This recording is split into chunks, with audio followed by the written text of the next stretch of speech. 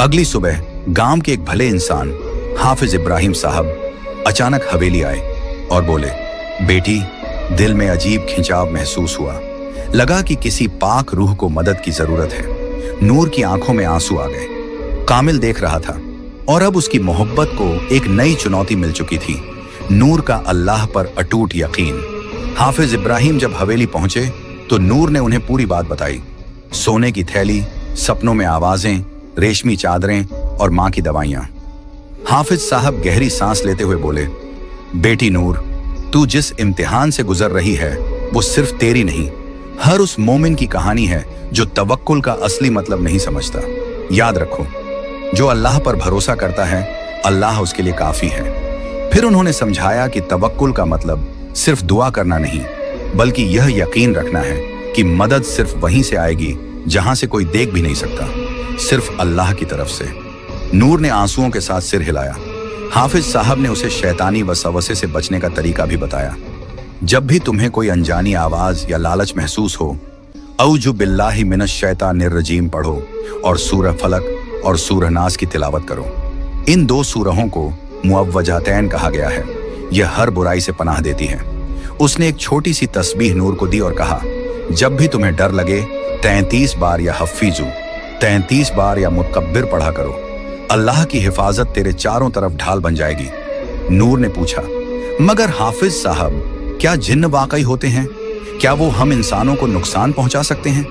हाफिज साहब मुस्कुराए और बोले, हाँ, जिन्न का वजूद कुरान से साबित है। सूरह अल जिन्न पूरी की पूरी जिन्हों के बारे में है।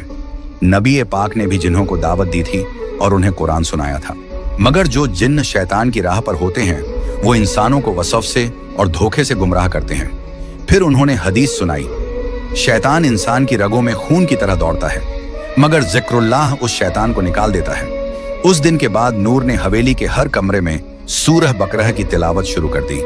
कामिल हर रोज यह सब सुनता। उसका दिल जलता, मगर अजीब तरह से सुकून भी महसूस करता। उसे पहली बार एहसास हुआ कि नूर की मोहब्बत पाने के लिए उसे नूर के रब से टकराना नहीं, बल्कि उसके रब को समझना पड़ेगा। गांव नूराबाद की मस्जिद के पास एक पुरानी नीम के पेड़ की छांव में बैठा एक बुजुर्ग अक्सर तस्बीह घुमाता रहता था। उसका नाम था हाफिज इब्राहिम। उम्र 65 साल, मगर आंखों में रोशनी और दिल में वो जज्बा था जो जवानों को भी मात दे दे। गांव में कोई बीमार हो, किसी को फातिहा पढ़वानी हो, किसी के बच्चे की तालीम की बात हो, लोग सबसे पहले हाफिज साहब को याद करते। उनका हर लफ्ज कुरान और हदीस से बंधा होता था। उनकी आवाज में ऐसी रूहानियत थी कि नूर जैसी बच्चियां उनके सामने बैठकर तिलावत सीखती और बूढ़े लोग उनकी दुआओं से राहत पाते। एक रात जब वो तहज्जुद के वक्त नमाज में मशगूल थे, उनके दिल में एक बेचैनी सी हुई, जैसे किसी पाक रूह को मदद चाहिए। उन्होंने उसी वक्त साजो सामान समेटा, कुरान पाक और रूहानी किताबें उठाईं और हवेली की तरफ रवाना हुए। नूर उन्हें देखकर चौंकी।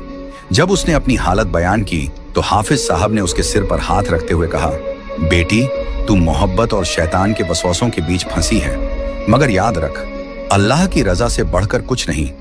उन्होंने हवेली के हर कमरे में सूरह बकरह, आयतुल कुर्सी और सूरह जिन्न की तिलावत शुरू कर दी। हाफिज साहब ने एक पाक पानी से भरी शीशी दी, जिस पर उन्होंने 41 बार सूरह फातिहा और सूरह इखलास पढ़ी थी। उन्होंने कहा, इस पानी को हर कमरे में छिड़क देना और रात में सूरह नास, सूरह फलक और आयतुल कुर्सी जरूर पढ़ना। ये जिन्न की आग को ठंडा करती है। कामिल, जो दीवारों के पीछे से सब देख रहा था, पहली बार खुद को कमजोर और डगमगाता हुआ महसूस करने लगा। उसके लिए ये सिर्फ एक हाफिज नहीं, बल्कि एक रूहानी योद्धा था, जो सिर्फ अल्फाज नहीं, कलामुल्लाह की रोशनी से लड़ रहा था। हाफिज इब्राहिम अब नूर की निगरानी में थे। वो उसे सिर्फ जिन्न से नहीं, बल्कि हर उस रास्ते से बचाना चाहते थे जो उसे अल्लाह से दूर कर सकता था। उन्होंने कहा, नूर, तुझे सिर्फ जिन्न से नहीं, अपने ही नफ्स से भी लड़ना है। मोहब्बत की आग तभी रोशनी बनती है जब उसमें अल्लाह की रजा शामिल हो। और अब हवेली में एक तरफ कामिल का इश्क बढ़ता जा रहा था और दूसरी तरफ हाफिज इब्राहिम की दुआओं और कुरान की रोशनी से हवेली बदलने लगी थी। हवेली के अंदर जिन्न और इंसान के बीच एक खामोश जंग चल रही थी। मगर उस हवेली से दूर गांव की कच्ची झोपड़ी में एक औरत, एक माँ, अपने रब के सामने झुकी हुई थी।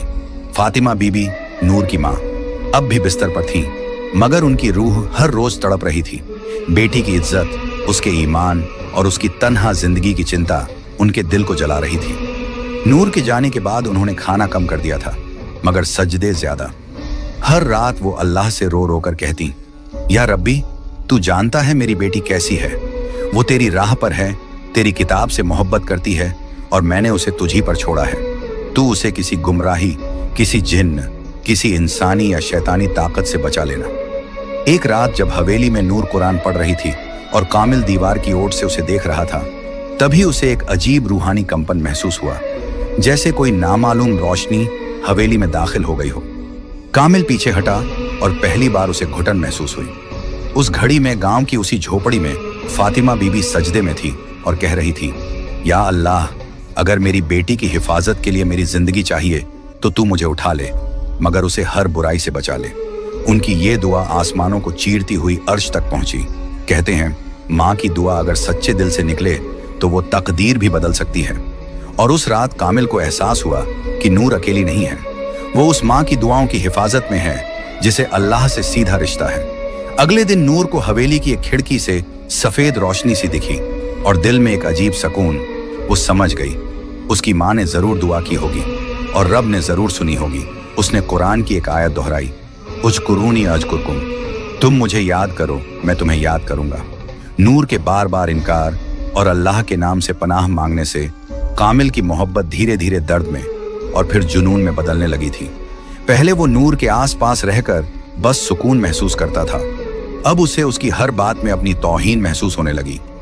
मैंने उसे सब कुछ देना चाहा, अमीरी, राहत, उसकी माँ की शिफा तक, और उसने मुझे ठुकरा दिया सिर्फ इसलिए कि मैं जिन्न हूं।